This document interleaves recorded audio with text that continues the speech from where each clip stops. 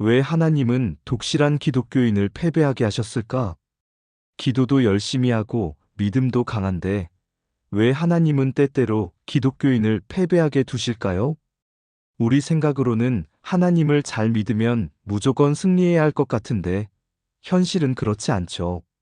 시편 108편 12절 사람의 구원은 헛됨이라. 여기서 중요한 메시지가 있습니다. 우리가 기대하는 방식으로 응답받지 않는다고 해서 하나님이 응답하지 않으신 게 아니라는 거예요. 예전에 이런 이야기가 있죠. 한 사람이 바다 한가운데서 구출을 기다리며 기도했습니다. 그런데 하나님이 직접 오시기를 기다리다 보니 정작 사람을 보내주셨을 때도 거부했습니다. 이 이야기는 무엇을 의미할까요? 우리가 기도를 한다고 해서 항상 원하는 방식으로 응답받을 수 있는 건 아닙니다.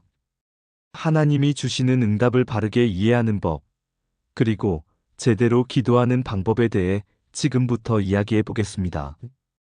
홍수로 마을이 잠겼습니다. 모두가 급히 대피했지만 한 사람만 남아서 기도했죠. 하나님, 저를 구해주세요. 얼마 지나지 않아 구조대가 배를 타고 와서 그를 구하려 했지만 그는 거절했습니다. 괜찮습니다. 하나님께서 저를 구해주실 겁니다. 시간이 지나 또 다른 배가 왔지만 그는 여전히 기다렸습니다. 결국 그는 홍수에 휩쓸려 세상을 떠났고 하나님을 만났습니다. 그리고 물었습니다. 하나님, 왜 저를 구해주지 않으셨나요? 그러자 하나님께서 말씀하셨죠. 내가 배를 2번이나 보냈지 않느냐? 이 이야기가 의미하는 바는 분명합니다. 우리는 종종 하나님께서 일하시는 방식을 오해합니다. 하나님이 구해주실 것이라고 믿지만 정작 우리가 생각하는 방식과 다르게 역사하시는 경우가 많죠. 하나님의 도우심을 경험하려면 우리가 하나님의 기준을 이해해야 합니다. 즉, 하나님의 뜻과 의를 아는 것이 먼저라는 것입니다. 이와 관련된 사례가 있습니다. 바로 이순신 장군과 고신이 장군의 전쟁입니다. 당시 고신이 장군은 독실한 크리스천이었고 늘 사제를 대동하며 기도했습니다. 그렇다면 상식적으로 보면 하나님께서 그를 승리하게 하셨을까요? 하지만 결과는 이순신 장군의 승리였습니다. 이유는 단순합니다. 전쟁에서 일본의 명분은 탐욕이었고 한국의 명분은 정의였기 때문입니다. 그렇다면 하나님의 기준은 어디에 있었을까요? 하나님께서는 언제나 정의의 편에 서십니다. 결국 하나님이 역사하시는 방식은 우리가 생각하는 것과 다를 수도 있습니다. 그렇다면 우리는 이 기준을 어떻게 삶에 적용할 수 있을까요? 이제 그 답을 찾아볼 차례입니다. 끝까지 집중해 주세요. 이순신 장군이 승리할 수 있었던 이유, 단순한 전략이나 용맹함 때문이라고 생각하십니까? 아닙니다. 하나님께서는 공의와 정의로우시기에 하나님의 뜻과 의에 합당한 이순신 장군을 승리하게 하셨습니다. 이것은 단순한 우연이 아니라 철저히 하나님께서 구원해 주셨다는 것으로밖에 설명할 수 없습니다. 그런데 여기서 한 가지 중요한 문제가 있습니다. 기독교인들, 특히 이신칭의를 가장 중요하게 여기는 분들에게는 이 개념이 쉽게 이해되지 않을 수도 있습니다. 왜냐하면 기독교에서는 믿음으로 의롭다 함을 받는다는 것이 핵심적인 가르침이기 때문이죠. 하지만 이 부분을 이해하려면 이신칭이라는 개념이 중요해진 역사적 배경을 살펴볼 필요가 있습니다. 그렇다면 과연 이신칭의는 어떻게 등장했고 왜 오늘날 기독교에서 이렇게 중요한 개념이 되었을까요? 이 부분을 깊이 파헤쳐 보겠습니다. 믿음, 기독교의 핵심 가치 중 하나입니다.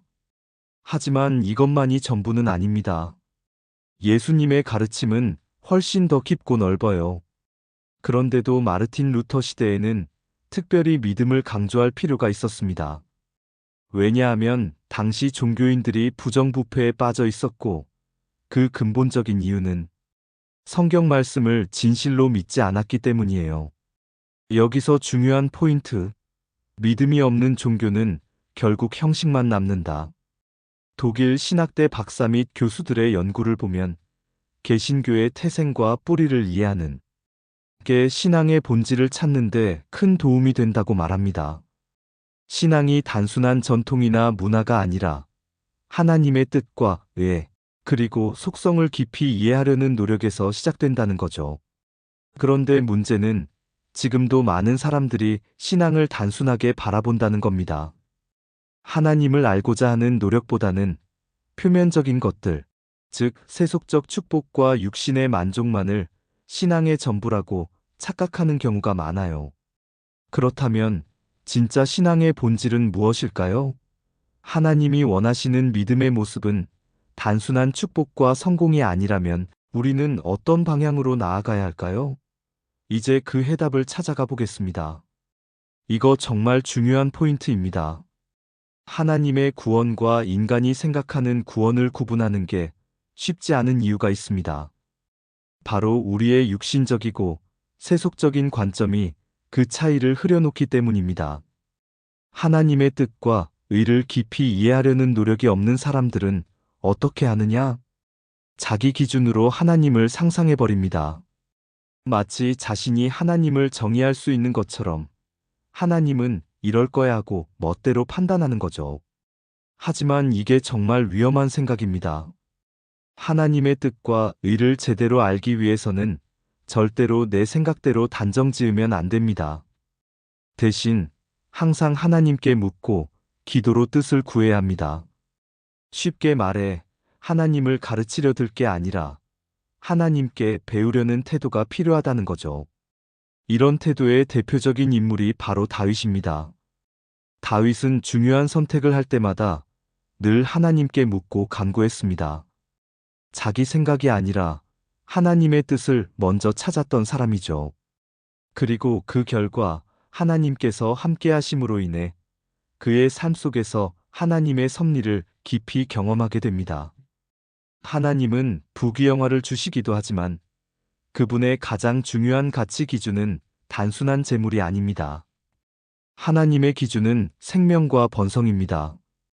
그렇다면 여기서 한 가지 질문이 생기죠. 우리는 어떻게 하면 다윗처럼 하나님의 뜻을 구하고 그분의 가치 기준을 따라갈 수 있을까요? 이제 그 해답을 찾아보겠습니다. 자, 여러분, 혹시 한 번이라도 이런 생각해 본 적 있나요? 내가 원하는 걸 이루려면 어떻게 기도해야 할까? 그냥 막연하게 기도하는 게 아니라 진짜 하나님의 뜻에 맞게 기도하는 방법이 따로 있을까요? 오늘 이 이야기를 들어보면 완전 새로운 시각이 열릴 겁니다. 하나님께서는 우리에게 생명을 주셨습니다. 그리고 그 생명이 단순히 살아만 있는 것이 아니라 풍성하게 번성하기를 바라십니다.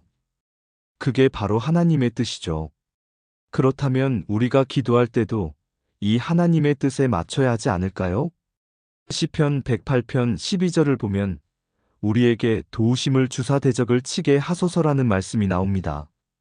처음 들으면 하나님께서 우리를 방해하는 자들을 다 없애주신다는 말이구나 이렇게 생각할 수도 있어요. 하지만 이걸 조금 더 깊이 들여다보면 단순히 적을 물리친다는 뜻이 아닙니다. 하나님과 함께하는 사람들은 생명을 받습니다. 그리고 그 생명을 유지하고 번성하는 것이 하나님의 계획이에요. 그렇다면 이를 방해하는 요소들은 마땅히 치워져야겠죠. 여기서 말하는 대적이 꼭 눈에 보이는 적일 필요는 없습니다. 우리를 가로막는 모든 것, 두려움, 절망, 유혹, 그리고 하나님과 멀어지게 만드는 그 어떤 것이든 포함될 수 있는 거죠. 자, 그럼 여기서 중요한 질문. 우리가 어떻게 기도해야 하나님의 뜻에 맞출 수 있을까요? 이게 바로 다음에서 다룰 핵심 포인트입니다. 놓치면 후회할 수도 있어요. 계속 집중해 주세요. 기도하면 뭐든 다 해결될 것 같죠? 그런데 중요한 게 있습니다. 자기 욕심을 채우려고 하는 기도는 하나님께서 응답하지 않으십니다. 전쟁을 하면서 하나님, 저 좀 이기게 해주세요. 라고 기도한다고 해서 다 들어주시는 게 아니라는 거죠. 우리는 기도를 할 때도 하나님의 뜻과 의를 중심에 두어야 합니다. 그러려면 어떻게 해야 할까요? 매일 성경을 깊이 이해하려는 노력이 필요합니다. 그래야 내가 원하는 것이 아니라 하나님께서 원하시는 것이 무엇인지 알 수 있습니다. 하지만 현실은 어떨까요? 많은 사람들이 하나님의 뜻을 생각하기보다 순전히 자기 고통과 안위를 위해 기도합니다. 하나님, 저 잘 되게 해주세요. 부자 되게 해주세요. 시험 붙게 해주세요. 이런 기도가 전부라면 사실상 하나님을 이용하려는 것과 다를 게 없습니다. 이건 마치 하나님이라는 이름으로 자기만의 우상을 만들어 놓고 숭배하는 것과 같습니다. 오늘 말씀을 정리하면서 기도로 마무리하겠습니다. 사랑과 은혜가 크신 하나님, 찬양합니다. 오늘도 귀한 말씀을 통해 우리를 돌아보게 해주심에 감사합니다. 저 또한 제 기준대로 제 필요만을 채우려는 기도를 했었음을 고백합니다. 하나님을 위한 기도가 아니라 결국 저 자신을 위한 기도였음을 인정합니다. 하나님, 우리가 더욱더 주님을 향한 마음을 품게 하소서. 우리의 욕심과 필요를 구하는 것이 아니라 하나님의 뜻과 의를 구하는 기도를 하게 하소서. 혹시라도 우리의 기도가 기복신앙으로 변질되지 않도록 붙잡아 주소서. 하나님의 뜻을 아는 것이 우리의 전부이며 생명이자 진리임을 깨닫게 하소서. 오늘도 우리의 기도를 들어주심에 감사드립니다. 예수님의 이름으로 기도드립니다. 아멘. 그런데 여러분, 기도가 왜곡되는 이유가 뭘까요? 왜 우리는 자꾸만 하나님을 이용하려고 하는 걸까요? 그리고 어떻게 하면 올바른 기도를 할 수 있을까요? 이 부분에 대한 핵심적인 내용을 다음 영상에서 다뤄볼 겁니다. 궁금하시죠?